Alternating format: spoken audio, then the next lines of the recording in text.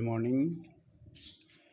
Cambium structure and function part third में हम cambium के फंक्शन और कैम्बियम का स्ट्रक्चर डेवलपमेंट किस प्रकार से होता है वो हम आज स्टडी करेंगे। डाइकोट प्लांट्स के रूट्स तथा स्टेम्स में कैम्बियम का निर्माण होता है। दोनों ही ऑर्गन्स में उनके एपिकल मेरिस्टेमेटिक रीजन से कुछ दूर नीचे की ओर यानी अग्र सिरे से कुछ दूरी पर वेस्कुलर कैम्बियम बनती है। वेस्कुलर कैम्बियम का ओरिजिन प्रोकैम्बियम से होता है। प्रोकैम्बियम से ही प्राइमरी वेस्कुलर टिश्यू का निर्माण होता है,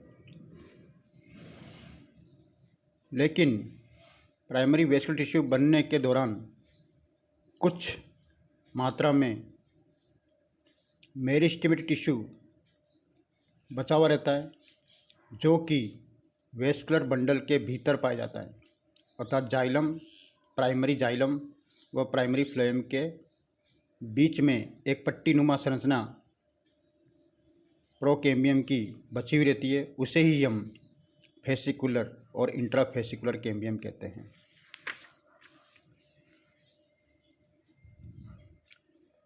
सेकेंडरी ग्रोथ के दौरान वेस्कुलर बंडल के मध्य में उपस्थित मेडुलरी रेज यानी मज्जा किरणों की पैरेन्काइमेटस सेल्स से निर्मित कैम्बियम से जुड़ जाती है। क्योंकि यह कैम्बियम सेकेंडरी ग्रोथ के समय मेडुलरी रेज के डिफरेंटिएशन से बनती है और इस कैम्बियम को हम इंटरफेसिकुलर कैम्बियम कहते हैं। इंट्राफेसिकुलर कैम्बियम तथा इंटरफेसिकुलर कैम्बियम दोनों आपस में सिंक हो जाती है और एक होलो सिलेंडर रिंग बन जाती है।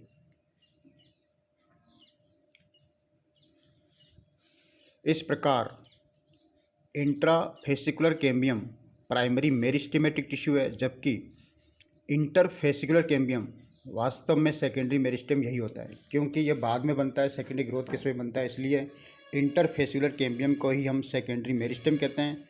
जबकि जो पहले से उपस्थित कैम्बियम थी, जो शुरुआत में ही उपस्थित थी, उसे हम प्राइमरी मेरिस्टेम कहते हैं। अब हम देखेंगे कि कैम्बियम तथा कोर कैम्बियम क्या होती है। कैम्बियम को सामान्यतः वेस्कुलर कैम्बियम कहते हैं और कोर कैम्बियम वेस्कुलर कैम्बियम के बाहर की ओर कॉर्टिकल क्षेत्र में बनती है, जो सेकेंडरी ग्रोथ करती है और इससे पेरिडर्म का निर्माण होता है।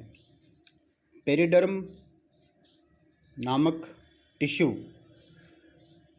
3 भागों से मिलकर के बनता है। सबसे बाहर की ओर जो टिश्यू उपस्थित है उसे हम कोर कहते हैं या फेलम कहते हैं। मध्य में उपस्थित टिश्यू को कोर कैम्बियम और फेलोजन कहते हैं तथा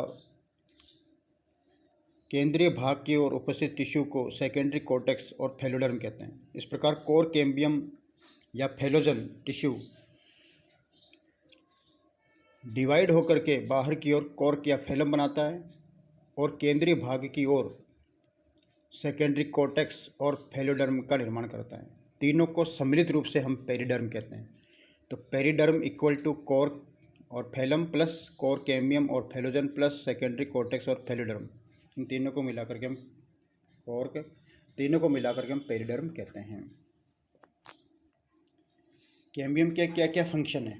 तो पहला ही फंक्शन है secondary growth.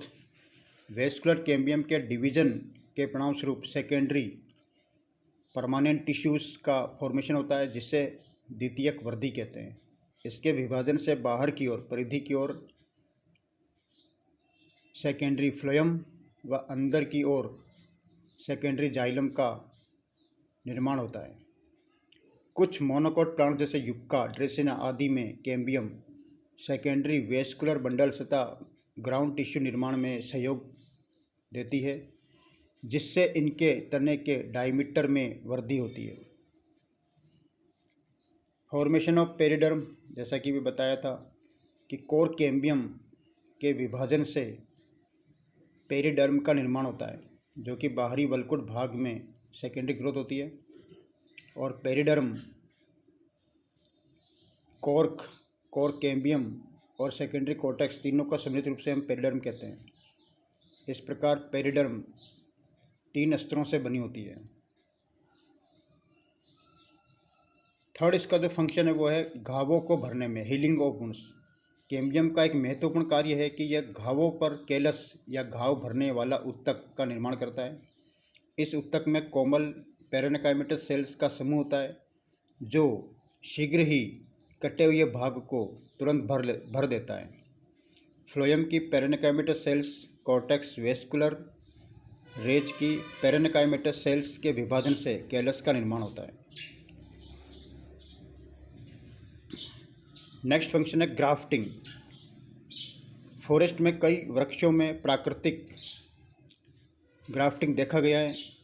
Natural root graft बनना तो एक सामान्य घटना है। लगातार समानांतर वृद्धि करने वाली मूलों के स्पर्श बिंदु पर दबाव पड़ता है, वह एक दूसरे पर जहाँ कटती है वहाँ ग्राफ्टेड हो जाती है। ग्राफ्टिंग के 2 प्रकार आमतौर पर पाए जाते हैं। जब हम स्टेम ग्राफ्टिंग करते हैं तब स्टॉक तथा सियोन की कैम्बियम यथाशीघ्र कैलस बनाती रहती है एवं यह जुड़कर पूरी कैम्बियम लेयर का निर्माण करती है। उसके पश्चात कैम्बियम वेस्कुलर टिश्यू निर्मित करती है। यह प्रक्रिया डाइकोट प्लांट्स में सरलता से संपन्न हो जाती है, क्योंकि इनमें शीघ्र कैलस बनने से कैम्बियम रिंग नुमा बन जाती है। मोनोकोट प्लांट्स में कैम्बियम की एब्सेंस के कारण ग्राफ्टिंग की प्रक्रिया नहीं की जा सकती है, क्योंकि मोनोकोट प्लांट्स में कैम्बियम नहीं पाया जाता और इनमें कैम्बियम की अनुपस्थिति के कारण सेकेंडरी ग्रोथ भी नहीं होगी। इसलिए सेकेंडरी ग्रोथ केवल डाइकोट प्लांट्स, एंजियोस्पर्म्स के डाइकोट प्लांट्स में ही पाई जाती है। इसके साथ ही जिम्नोस्पर्म्स में भी सेकेंडरी ग्रोथ पाई जाती है। कुछ एक्सेप्शन हैं मोनोकोट प्लांट्स जिनमें सेकेंडरी ग्रोथ पाई जाती है, उनमें युक्का तथा ड्रेसिना हैं।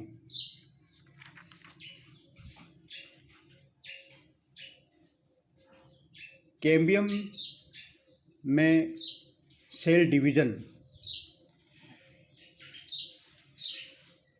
पेरिक्लिनल प्लेन के अंदर होता है। जैसा कि पूर्व के व्याख्यान में मैंने बताया था कि कैम्बियम में 2 प्रकार की सेल्स पाई जाती है, जिन्हें हम फ्यूसिफॉर्म तथा रे इनिशियल्स कहते हैं। यहाँ पर फ्यूसिफॉर्म इनिशियल्स पेरिक्लिनल प्लेन में डिवाइड होती है, जिससे एक बाहर व एक भीतर 2 डॉटर सेल्स बनती है, यानी पुत्री कोशिकाएं बनती है। इनमें से एक कोशिका मेरिस्टेमेटिक बनी रहती है, जबकि दूसरी अस्थायी कोशिका बनती है। अगर अस्थायी ऊतक बनाने वाली पुत्री कोशिका कैम्बियम के बाहर की ओर यानी स्टेम की परिधि की ओर स्थित होती है तो यह द्वितीयक जाइलम बनाती है। यदि पुत्री कोशिका कैम्बियम के भीतर की ओर अर्थात तने के केंद्र की ओर बनती है तो यह द्वितीयक जाइलम बनाती है। इस प्रकार कैम्बियम के निरंतर विभाजन से द्वितीयक फ्लोएम तथा द्वितीयक जाइलम की नवीन कोशिकाएं बनती रहती हैं और वेस्कुलर बंडल्स का आकार तथा तने का घेरा यानी व्यास बढ़ता रहता है।